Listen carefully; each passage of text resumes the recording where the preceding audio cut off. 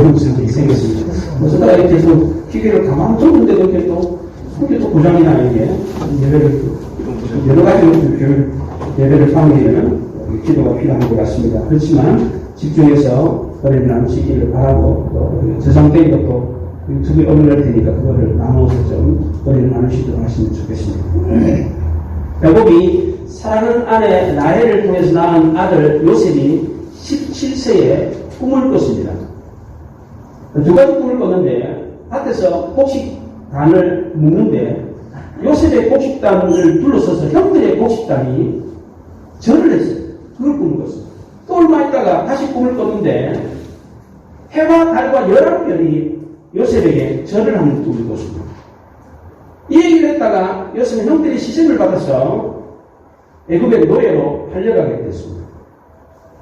하나님이 요셉에게 줬던 꿈과 요셉이 당한 현실은 정반대였습니다. 요셉은 도무지 이해할 수가 없었습니다. 형들에 의해서 이스마엘 사람의 손에 넘겨져 애굽의 종으로 팔려갔을 때 많은 생각을 했습니다. 형들이 왜 그랬을까? 나는 뭘 잘못한 걸까? 하나님은 왜 나에게 그런 꿈을 꾸게 하시고 왜 그 얘기를 형들에게 하게 만들고 또 그런 꿈을 꾸게 하셨는데 왜 이렇게 힘들게 하시는가 궁금했습니다. 그런데 하나님은 아무런 대답도 하지 않으셨습니다. 야, 13년만 기다려라. 13년 뒤에 네가 지금 17살인데 30세, 13년 후 30세가 되면 너가 애굽의 국무총리가 된다. 그 말만 해줬더라면 얼마나 좋았겠습니까? 그 모든 어려움이 느껴지지 않았을 겁니다. 다 이해하고 참고 견딜 수 있었을 것입니다. 그런데 하나님은 그렇게 하지 않으셨습니다. 우리의 삶도 마찬가지입니다. 우리가 힘들고 어려운 일을 당할 때, 야, 1년만 기다려라. 1년만 열심히 하면 너 좋은 대학에 들어갈 수 있다. 1년만 더 열심히 하면 대기업에 입사할 수 있다.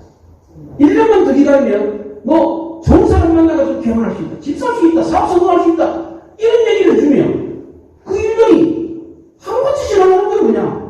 그렇지 않겠어요? 이런 약속의 말씀을 힘들고 어려울 때 좀 해주시면 좋겠어요. 근데 하나님은 그렇게 하시지 않습니다. 묵묵부답이십니다. 그럼 하나님 우리가 힘들고 어려울 때 아무것도 안 하십니까? 아무런 간섭도 하시지 않습니까? 그렇지 않습니다. 요셉을 보면 알 수가 있습니다. 그때 요셉은 알지 못했지만 하나님이 요셉의 전 세계를 붙들고 계셨고 그의 삶을 하나님이 이끌어 가셨습니다.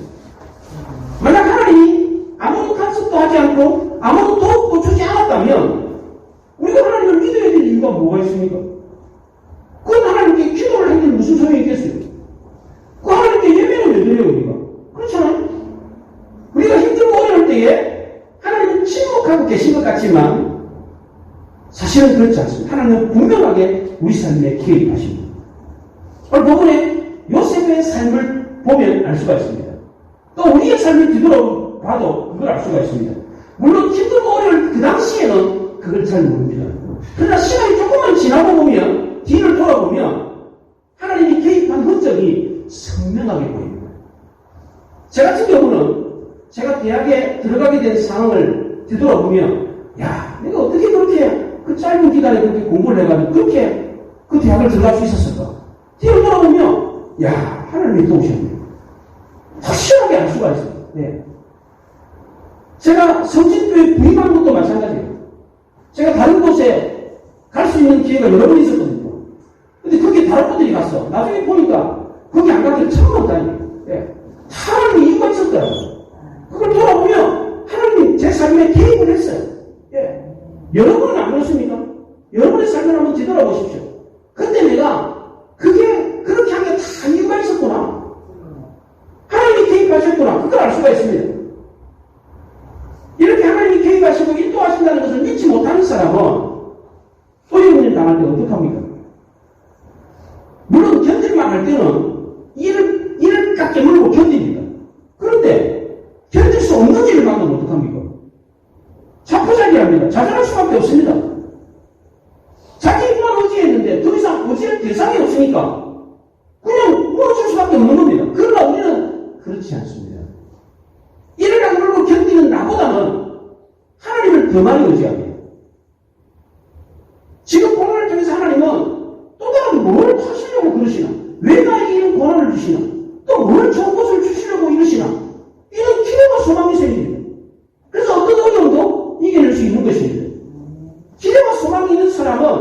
포기하지 않습니다. 복권을 사는 사람은 자살하지 않습니다. 왜 그렇습니까? 어렴풋하게나마 기대와 소망이 있기 때문입니다.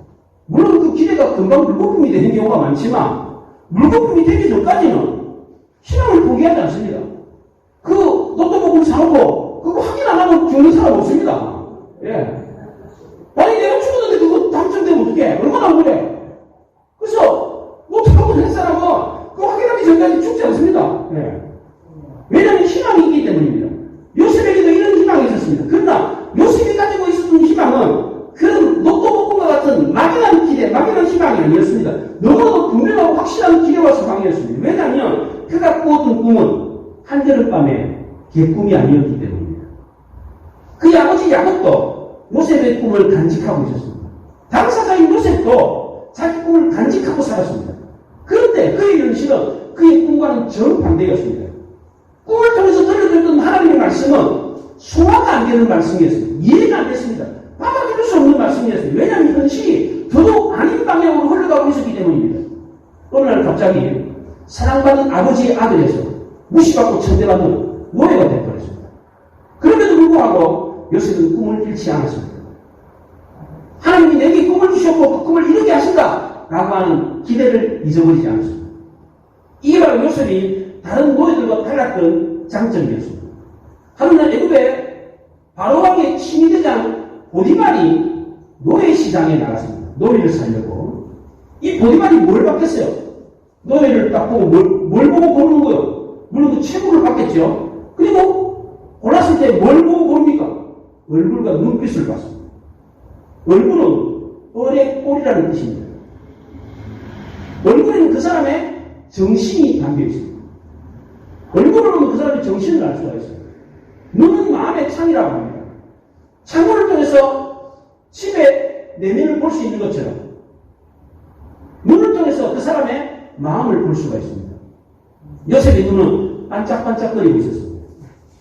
비록 노예였지만 부잣집 아버지의 사랑을 듬뿍 받았기 때문에 그의 얼굴에는 그늘이 하나도 없었습니다.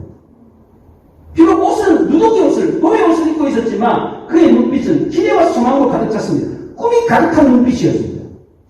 보디발은 신대장이었기 때문에 사람을 보는 전문가입니다. 딱 보면 압니다. 요셉의 얼굴과 눈빛을 보고 한 번에 알아봤습니다. 만약 그때 요셉이 형들의 미움을 받아서 억울하게 노예로 팔린 것에 대해서 막 분노하면서 속에서 막 부글부글 끓으면 내가 나가긴 한다. 내가 시고 돌아가긴 한다. 내가 형들 가만두지 않겠다. 막 분노로 가득 찼다면 어떻게 했겠습니까? 보디발이 그걸 봤을 거예요. 나는 막 멸시하고 죽이려고 하는 분노로 가득 찬 사람을 사겠습니까? 오늘 하나님이 요셉을 보디발을 통해서 바로왕을 만나게 해줍니다. 보디발이 많은 노예들 가운데 그 요셉을 택했던 것은 결코 우연이 아니었습니다. 하나님이 그렇게 하도록 하셨고 요셉이 보디발의 눈에 띄도록 했던 남다른 무엇이 있었습니다. 형들에게도 없었고 다른 노예에게도 없었는데 요셉에게만 있는 그 무엇이 있었습니다. 그것이 무엇입니까? 바로 그의 꿈이었습니다. 그 꿈 때문에 눈에는 기대와 소망이 가득 찼습니다. 그의 얼굴에는 당당하게 비어 있었습니다. 하나님을 믿는 우리가 세상 사람들과 다른 것이 무엇입니까? 바로 이 꿈입니다. 우리는 꿈꾸는 사람이에요. 우리는 오늘도 저 천국을 바라보며 꿈을 꿉니다. 우리의 현실 속에서 기대와 소망을 가지고 꿈을 꿉니다. 하나님이 내 삶을 어떻게 인도하실까? 하나님이 우리 가족들을 어떻게 인도하실까? 우리 교회를 하나님이 어떻게 인도하실까? 꿈을 꿉니다. 여러분 꿈 안 꾸십니까? 저는 우리 교회 꿈을 꿉니다. 우리 성진교회가 앞으로 어떻게 될까? 꿈을 꿉니다. 여러분 가정의 부모님들 자녀들을 향해서 꿈을 꾸잖아요. 하나님이 쟤를 어떻게 인도하실까? 이런 꿈을 꾸잖아요. 우리는 꿈꾸는 사람입니다. 이렇게 꿈을 꾸면 하나님이 우리 삶을 정말 꿈처럼 인도해 가십니다. 이게 바로 믿는 사람과 안 믿는 사람의 차이입니다. 그래서 믿는 성도는 어떤 경우를 당해도 당당하고 여유가 있습니다. 어떤 어려움을 당해도 마음의 평안함을 유지할 수가 있습니다. 하나님이 함께 하심으로 형통한 삶을 삽니다. 요셉은 보디발 집에 노예로 팔려갔을 때 형통했습니다. 이전에 보면 여호와께서 요셉과 함께 하심으로 그가 형통한 자가 되었다고 했습니다. 뭐 노예가 형통해봐야 뭐가 있겠어요? 뭐 잠 잘 자고 밥 잘 먹고 뭐 그거 외에 무슨 형통이 있겠어요? 그런데 요셉이 경험했던 형통은 그 단순한 형통이 아니었습니다. 하나님이 요셉과 함께 했을 때 요셉이 경험했던 형통의 내용이 무엇입니까? 첫째는 주인 보디발이 하나님이 그 여호와가 히브리 사람들이 섬기는 그 신이 요셉과 함께 있는 것을 보았습니다. 그 신이 요셉과 함께 하니까 요셉의 범사가 형통했습니다. 이 범사가 형통했다라고 할 때 형통하다는 단어가 분사로 되어 있습니다. 히브리의 분사로 되어 있다는 것은 단회적인 뜻이 아니라 지속적인 계속적인 뜻입니다. 계속적으로 형통했다. 한 번만 형통한 게 아니고 몇 번 형통한 게 아니고 계속적으로 형통했다는 거예요. 두 번째로 형통한 내용은 요셉이 보디발에게 은혜를 입어가지고 가정 충부가 된 것입니다. 은혜를 입었다라고 할 때 이 은혜를 입었다라고 하는 문장의 원래의 문장은 주인의 눈에 은혜를 발견했다. 그렇게 되어 있습니다. 주인 보디발이 요셉을 봤을 때에 자상하고 아주 신뢰 가득한 눈빛으로 보았다. 그런 뜻입니다. 마치 부모가 자식을 보듯이 자상하고 사랑스러운 눈빛으로 자식을 보듯이 그렇게 보디발이 요셉을 보았다는 것입니다. 그 자상한 눈으로 요셉을 보고 자기의 두 번째 세력인 그 집안의 가정 충고로 삼았던 것입니다. 세 번째로 요셉이 경험했던 형통의 내용은 요셉을 위해 하나님이 보디발의 집에 복을 주셨다는 것입니다. 보디발의 집은 요셉 때문에 복을 받았습니다. 네 번째로 요셉의 형통은 주인 보디발이 자기 음식 외에는 모든 것을 다 요셉에게 위탁했다는 것입니다. 모든 소리를 다 맡겼는데 왜 먹는 것을 못 맡겼습니까? 먹는 게 똑탈까봐 의심돼서 안 맡긴 겁니까? 그렇지 않습니다. 그 당시에 애굽의 법에는 외국인들하고는 경상을 하지 못하도록 되어 있었습니다. 애굽인들은 농경민족입니다. 그런데 히브리인들은 유목민족이에요. 히브리 사람들, 이 농경 문화권에 있는 사람들이 목축업을 하는 사람들을 부정하게 생각했습니다. 창세기 43장 32절에 애굽 사람은 히브리 사람과 같이 먹으면 부정을 입음이었더라. 이렇게 말을 했습니다. 그래서 경상을 못하도록 법으로 정해졌습니다. 그래서 법이 금한 걸 제외하고는 모든 것을 다 요셉에게 맡겼습니다. 그만큼 요셉을 신뢰했습니다. 이렇게 하나님이 함께 하심으로 모든 것이 다 형통합니까? 하나님이 함께 하시면 모든 것이 다 잘 됩니까? 우리가 이 형통을 잘못 오해하고 있는 것이 있습니다. 우리가 예수 믿으면 모든 것이 다 잘 돼야 됩니까? 그게 형통입니까? 고난과 어려움을 당하는 걸 겪으면 형통한 게 아닙니까? 그렇지 않습니다. 하나님이 말씀하시는 형통은 좋은 일만 일어나는 거, 모든 게 다 잘 되는 게 아닙니다. 고난과 어려움도 다 형통에 포함이 됩니다. 로마서 8장 28절에 모든 것을 합력하여 선을 이룬다고 할 때 그 모든 것은 좋은 일만을 말하는 게 아닙니다. 좋은 일만 가지고 잘 되는 것만 가지고 선을 이루는 게 아닙니다. 안 좋은 일까지 다 포함을 해가지고 선을 이룬다는 뜻입니다. 우리 인생의 비법에는 좋은 일도 있고 나쁜 일도 같이 섞여 있습니다. 하나님은 우리 인생을 비비실 때는 좋은 것만 가지고 비비는 게 아니에요. 안 좋은 것도 같이 섞어서 비벼요. 그래가지고 더 좋은 맛을 내는 길이에요. 이게 바로 하나님이 말씀하시는 형통입니다. 성경에서 말하는 형통은 천국에 가서 모든 것이 다 선을 이룬다는 것입니다. 그러니까 우리는 마지막까지 믿음을 가지고 참고 기다려야 됩니다. 심지어 고난을 당하는 일이 있다고 할지라도 믿음을 가지고 기다려야 됩니다. 억울한 일을 당해도 아무도 알아주지 않는다고 할지라도 참고 기다려야 됩니다. 왜냐하면 고난도 억울한 일도 다 형통에 포함이 되기 때문입니다.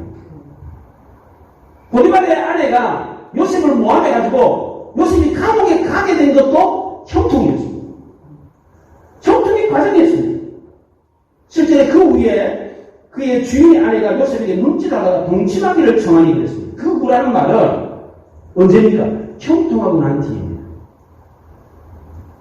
하나님이 요셉과 함께하고 그래서 요셉이 한 일마다 잘 되고 가정의 총무가 되고 주인 보디발이 요셉을 전적으로 신뢰하고 모든 것을 다 맡기고 그렇게 형통했을 때 보디발의 아내가 요셉의 빼어나고 아름다운 용모를 보고 날마다 눈짓을 하면 어떤 눈짓을 좀 존재해요. 그래서 날마다 동침하라고 그랬습니다. 요셉이 딱 한 번만 안 됩니다. 그만이 아는 게 없었는데 당신만은 금했습니다. 이것은 하나님께 큰 죄를 범하는 겁니다. 요셉이 이렇게 말하고 아예 멀찌감치 떨어져 버렸어. 여중이 저기서 보고 뒤쪽으로 도망가고 가까이 있지도 않았어요. 그런데 그날은 여중이 집안인 모든 사람들을 다 내보내고 요셉하고 단둘이만 있게 만들었어요. 노골적으로 요셉의 옷을 붙잡고는 막 유혹을 했습니다. 요셉씨 한 번만 놓으세요. 아무리 말로 해도 안 돼. 왈대버려도 안 돼. 막 뿌리쳐도 안 되니까 입고 있는 옷을 벗어버리고 도망갔어요. 옷을 벗고 도망갔다 이 두 단어가 와우 계속법으로 되어 있어요. 이게 와우 계속법이라는 것은 두 동사가 연이어서 동시에 간다. 옷을 벗자마자 반사동 벗자마자 도망갔다는 거. 벗어놓고 이랬으면 안 돼. 이렇게 말할 것도 없고 그냥 옷을 벗자마자 바로 도망갔다는 겁니다. 여기 도망갔다라고 하는 단어도 전쟁에서 패한 군인이 생명의 위협을 느껴가지고 도망갔다 그런 뜻입니다. 요셉은 생명의 위협을 느낄 정도로 두려웠습니다. 내가 이 죄를 범하면 죽는다 이 생각을 했습니다. 정말 그랬습니다. 마귀는 이 여주인을 통해서 요셉을 죽이려고 했습니다. 여주인과 동침을 해도 죽고 동침을 안 해도 죽습니다. 마귀는 하나님이 요셉을 통해서 이스라엘을 구원할 것을 알고 요셉을 죽이려고 했습니다. 어차피 요셉은 이래도 죽고 저래도 죽습니다. 이 얼마나 무서운 유혹입니다. 여주인이 갑자기 돌변을 했어요. 불타는 욕정이 강한 분노와 수치심으로 변해버렸습니다. 자기를 거절하고 도망가는 요셉을 보면서 앙심을 품었습니다.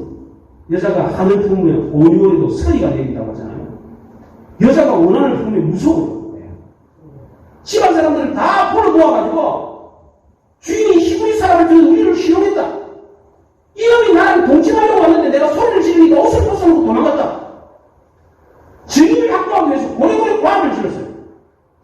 그리고 요셉의 옷을 옆에다 두고 씩씩거리면서 남편이 오기를 기다렸습니다. 남편이 오니까 당신이 내려온 히브리 종이 나를 실용하려고 내게 들어왔는데 내가 소리를 지르니까 옷을 벗고 도망갔습니다. 모든 책임을 주인에게 돌렸습니다. 당신이 내려온 히브리 종이 나를 실용했다.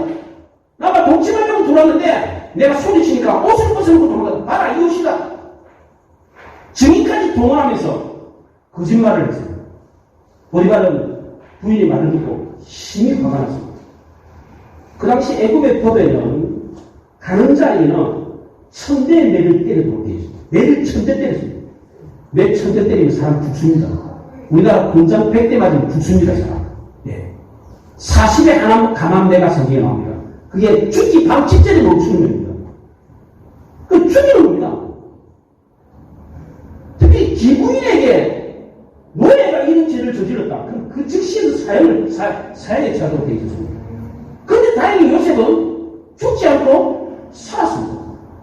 죄수들이 갇히는 감옥에 갇혔습니다.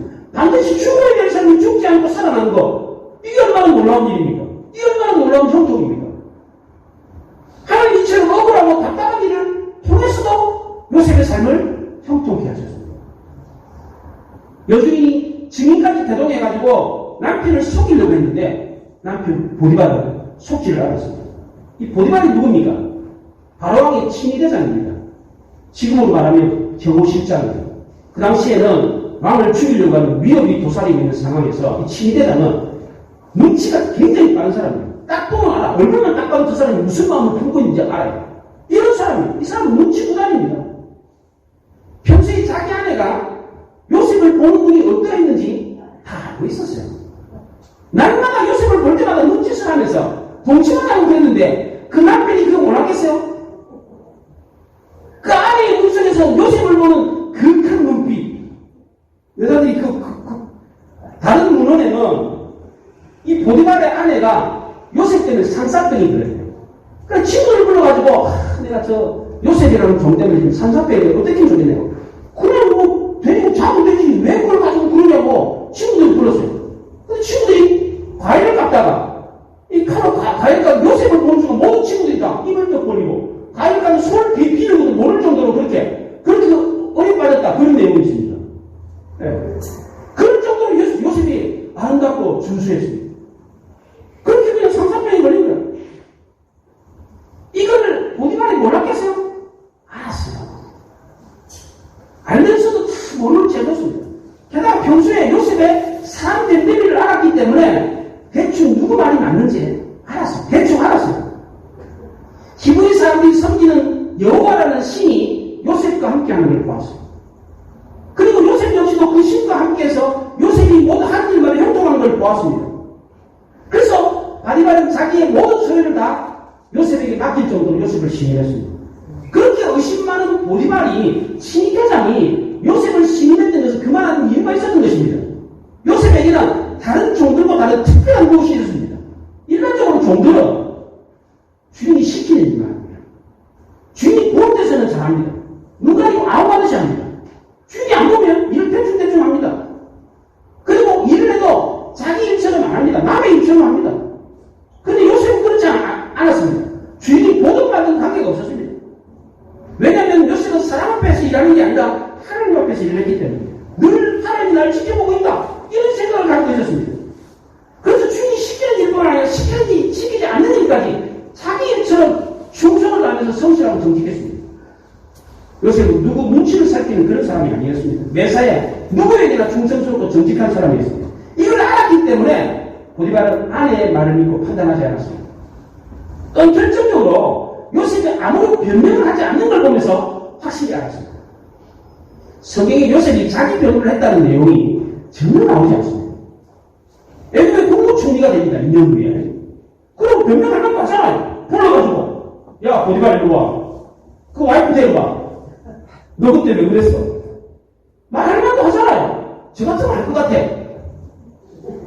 안 그러겠어요? 할 것 같아 저 같으면. 그 성경 어디에도 그런 말 한다는 내용이 나오지 않습니다. 이사야 53장에 털 깎는 자 앞에서 잠잠한 양같이 그의 입을 열지 아니할 것 같았습니다. 예수님이 그랬던 것처럼 요셉도 그 입을 열지 않았습니다. 만약 그 상황에서 요셉이 입을 열어서 자기 변호를 했다면 어떻게 되겠습니까? 요셉이 안 죽으면 누가 죽습니까? 그 부인이 죽습니다. 최소 안 죽더라도 부부관계가 깨지는 겁니다. 요셉은 이것을 원치 않았습니다. 남의 모든 허물과 죄를 묵묵하게 자기가 뒤집어 쓰기로 결심했습니다. 이런 요셉을 보면서 보디발은 차마 요셉을 죽일 수가 없었습니다. 그래서 왕의 제수들을 가두고 감옥에 가두었습니다. 게다가 보디발은 요셉에게 죄가 없다는 사실을 인정했습니다. 그 증거가 요셉에게 감옥에 갇혀있는 죄수들을 수종들게 한 것입니다. 4장 4절에 보면 친위대장이 요셉에게 그들을 수종들게 하며 요셉이 그들을 섬겼더라고 했습니다. 요셉이 수종들었던 죄수들은 보통 죄수들이 아닙니다. 그 죄수들 가운데 떡 맡은 관원장, 술 맡은 관원장이 있었습니다. 이 사람은 바로 왕의 책측권입니다. 왕의 입에 들어가는 것, 술하고 음식 이거 관장하는 사람은 왕이 가장 신뢰하는 사람, 가장 총애하는 사람을 시킵니다. 믿지 않는 사람을 시킬 수가 없습니다. 그러니까 술 맡은 거는 떡 맡은 거 아니잖아요. 그냥 요리사, 술 따라주는 사람, 이런 사람이 아닙니다. 여기서 최고 고위관직입니다. 이런 사람은 지금 현재 판결수가 아니고 미결수로 있습니다. 아직 판결을 안 받은 사람, 얼마든지 복직이 돼가지고 본래 자리로 돌아갈 수가 있습니다. 이런 사람들에게 함부로 되어 있다면 큰일 납니다. 그러니까 아무나에게 이 일을 맡길 수가 없는 겁니다. 만약에 일이 잘못되기로 하면 보디발의 목이 날아갑니다. 보디발이 누구야? 나 그때 감옥에 있을 때 밥도 안 주고 말이야, 물도 안 주고 말이야. 이물도 제도 안 주고 이거야. 이렇게 될 수 있는 거예요. 함부로 일을 맡길 수 없는 이 중요한 일을 요셉에게 맡겼다는 것은 요셉을 전적으로 신임했다는 거예요. 요셉은 이 주인 보디발의 기대를 저버리지 않았습니다. 억울한 옥살이를 하면서도 분노하지 않았습니다. 불평하지 않았습니다. 누구를 원망하지 않았습니다. 내가 나가기만 해봐라. 내가 이 집에 내 일처럼 했는데 남의 일처럼 하지 않고 내 일처럼 그렇게 충성하는지 이랬는데 자기 허사했구나. 이런 나를 몰라보고 나를 성폭행범으로 파렴치범으로 내몰다니 억울하다. 하나님은 다 아시죠? 이렇게 하소연하면서 그렇게 시간을 보내지 않았습니다. 모든 것이 하나님의 뜻이라고 생각하고 모든 것을 합력해서 선을 주신 하나님을 믿고 참고 기다렸습니다. 그리고 자기가 주어진 일에 최선을 다했습니다. 그랬더니 감옥을 관장하는 간수장에게 신임을 얻었습니다. 요셉이 간수장에게 신임을 얻었다라고 하는 내용과 보디발에게 신임을 얻었다는 내용이 똑같습니다. 하나님이 요셉과 함께 하니까 요셉이 형통했습니다. 보디발도 간수장도 모든 일을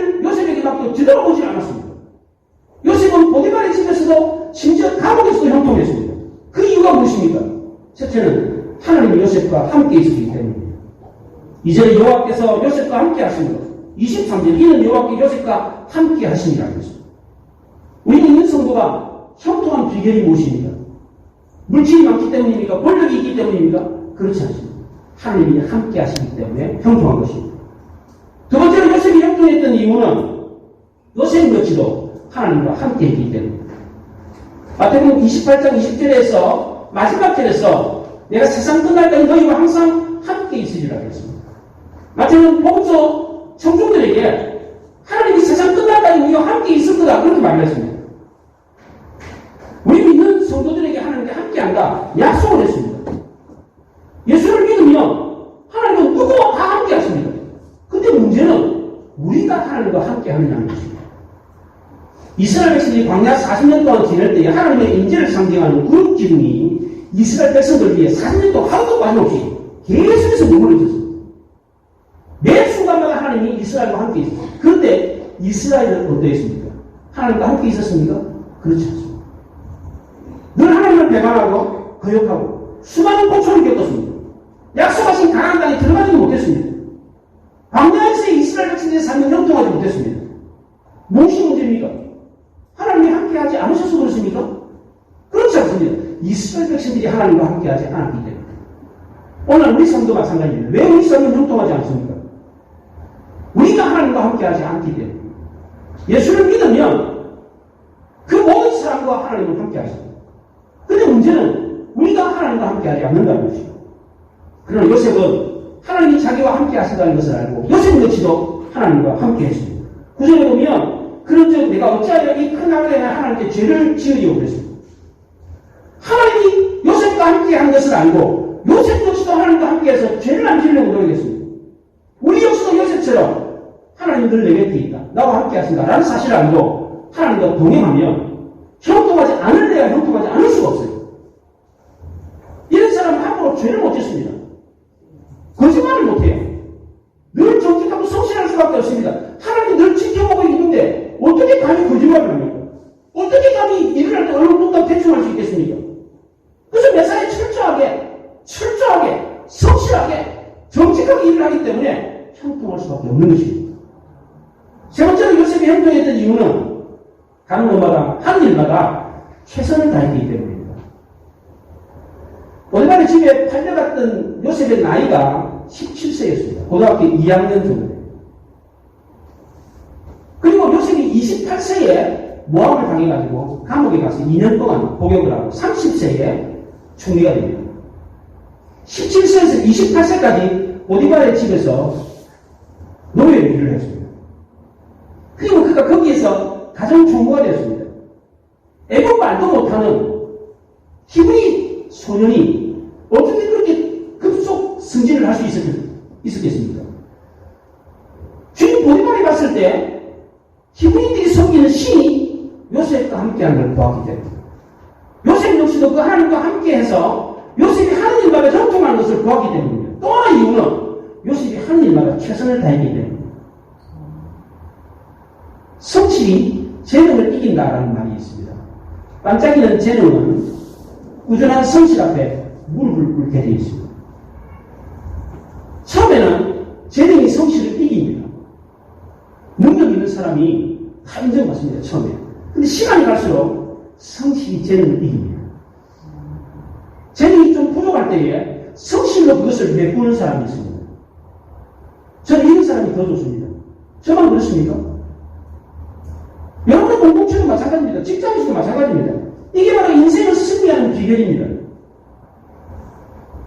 창세기 4장 4절에 친인대장이 요셉에게 그들을 수종들게 하며 요셉이 그들을 섬겼더라고 했어요. 여기 섬겼더라는 말은 종이 주인을 섬겼다는 것입니다. 요셉은 감옥에 갇힌 죄수들을 주인 받들듯이 그렇게 섬겼습니다. 그렇게 했을 때 죄수들은 요셉에게 어떻게 했습니까? 자기를 죄수 대학을 하지 않고 주인 받들듯이 그렇게 물 떠다주고 밥 갖다주고 뭐 이불 갖다주고 챙겨주고 그러니까 그 사람들이 고마워가지고 그 죄수들이 요셉에게 어떻게 했습니까?